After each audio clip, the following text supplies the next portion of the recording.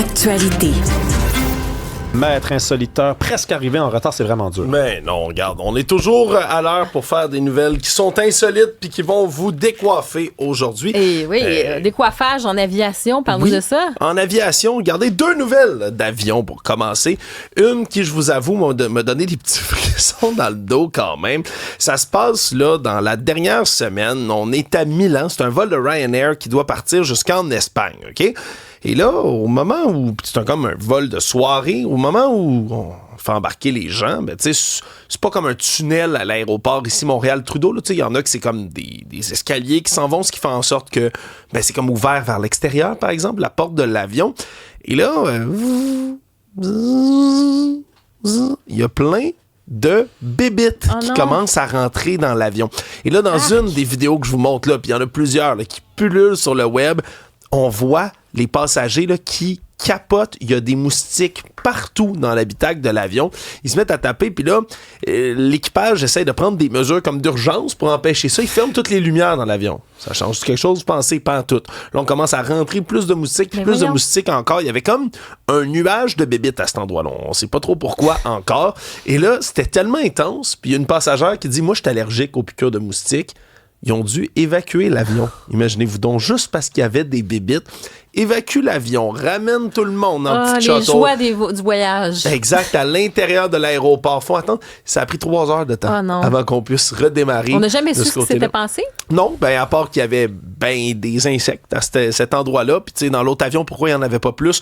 Je ne sais pas. Mais ça, c'est une compagnie low cost, on va quand même se le dire. Ben oui, Ryanair low cost. Qui font eux-mêmes leur propre pub ironique constamment sur le fait qu'il n'y a pas beaucoup de services à l'intérieur de Ryanair, mais que c'est pas cher. Maintenant, ils pourront rajouter pas de service puis des bébites. Venez-vous-en. Pas de service puis des bébites, venez-vous-en dans tous les cas. Moi, je vous avoue que ça m'aurait fait tuer un tout petit peu. Bon. Ouf. Côté plus positif pour les compagnies aériennes, vous savez bien évidemment que c'est la Coupe du Monde en ce moment. D'ailleurs, ça va être le premier des 2 matchs de demi-finale aujourd'hui, là, un affrontement légendaire qui va opposer la France et l'Espagne, là, l'offensive contre la défensive. Ça va être beau à écouter. Mais en attendant, pour les quarts de finale, il y a 2 compagnies aériennes qui ont décidé de s'amuser sur les réseaux sociaux puis qui se sont lancés un pari. C'est la compagnie Norwegian, évidemment de la Norvège, qui a parlé avec la British Airways. Puis sur Instagram, ils se sont mis comme à s'envoyer des espèces de publications très publiques dimanche dernier, juste avant le match qui avait lieu justement entre la Norvège et la Grande-Bretagne, en disant « Voulez-vous faire un pari? » Le perdant doit afficher le logo de l'équipe qui a gagné sur les réseaux sociaux. Mais finalement, ça a été chose promise, chose due, parce que ce sont les Anglais qui l'ont emporté. Et là, ça a fait beaucoup réagir sur les réseaux sociaux, parce que Fly Norwegian, justement, la compagnie, ont mis It's Coming Home avec le logo de British Airways. Well played England and British Airways. Bien joué l'Angleterre et British Airways. Puis là, ça a comme donné suite à une espèce d'escalade d'amour fraternel entre compagnies aériennes. Il y en a d'autres qui s'en sont mêlés. Ils ont dit hey, on pourrait refaire ça chaque 4 ans quand il y a une compétition. Bref, j'ai trouvé ça mignon. Hein? Des fois, il y a des compagnies qui font du marketing avec rien, surtout pendant la Coupe du Monde. Puis celle-là, ben, ça m'a bien fait sourire. C'est juste après, dans mon classement, les politiciens qui font des paris sur les équipes de sport. Là, ça me fait toujours bien sourire à chaque fois.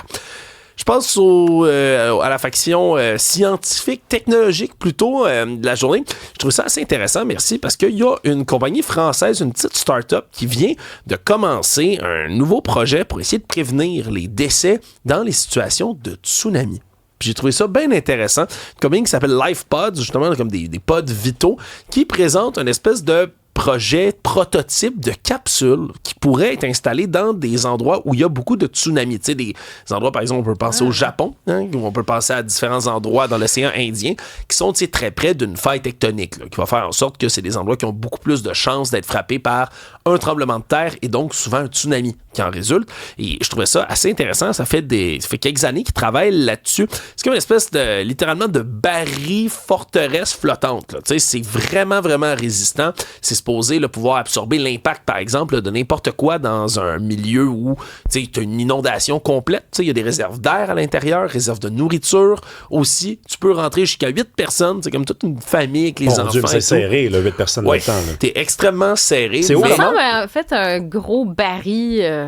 Ouais. Comme un gros baril de bois, mais en plastique. Enfin, je sais pas trop c'est quoi le matériau. On dit que c'est une espèce de composante de double coquille d'aluminium qui est faite là, autour de ça qu'on utilise, par exemple, pour des coques de navires très résistants. Ouais, tu serais tassé à 8, puis je pense que tu te crêperais le chignon rapidement si tu avais à survivre quelques jours là-dedans, mais quelques jours, tu peux passer dans cette capsule-là, justement, au cas où, tu sais, mettons, justement, toutes les rues sont inondées, que tu sais pas aller, ça peut pas résister, par exemple, au fait qu'un débris va venir te frapper, parce que c'est ça la cause numéro 1 de décès dans des tsunamis puis dans des inondations massives, mais c'est que c'est des objets qui sont contondants, perforants, tranchants, qui vont finir par te rentrer dedans puis par te tuer, littéralement.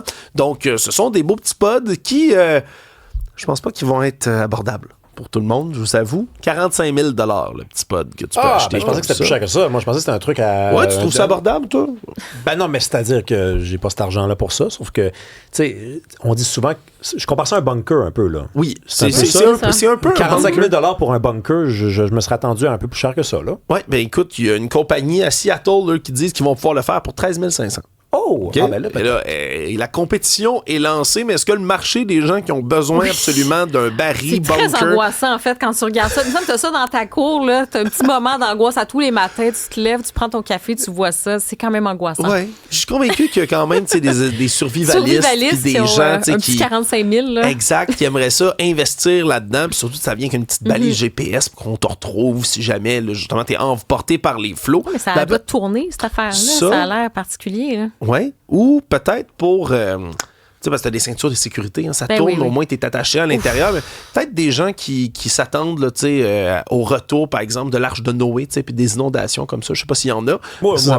Moi. Ouais, toi, oui. Bon, ça sent bien. Ça sent bien, Alexandre, t'es sceptique. Ton arche personnelle, tu vas pouvoir l'acheter. Je termine sur quelque chose d'extrêmement mignon. C'est une femme du nom de Natasha Welch, 61 ans, en Angleterre, a pris des photos dans sa cour. Pensais pas que ça allait être rare comme ça. Ce que je vous montre, pour ceux qui ne suivent pas en visuel en ce moment sur Cube, c'est une sauterelle rose fluo. Wow. Okay? C'est sauterelle Barbie.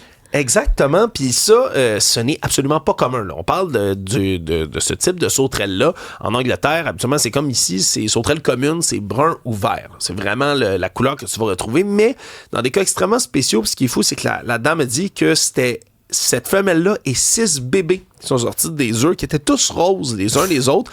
C'est absolument rarissime. On appelle ça de l'érythrisme. Okay? Une mutation génétique qui ressemble beaucoup, par exemple, à l'albinisme. Donc, qui va causer des espèces d'être complètement à la peau blanche, pas de pigmentation avec des yeux rouges. Mais là, dans ce cas-ci, ça sécrète à la place l'enzyme rouge, ce qui va faire en sorte que tu vas avoir une coloration extrêmement fluo comme celle-là. Une sauterelle sur 500 000 serait atteinte de ce genre de truc-là. Donc, c'est moins d'1% de chance d'en croiser dans la nature. J'ai trouvé ça mignon de voir ces belles photos-là. Merci, Alexandre. Merci. À demain.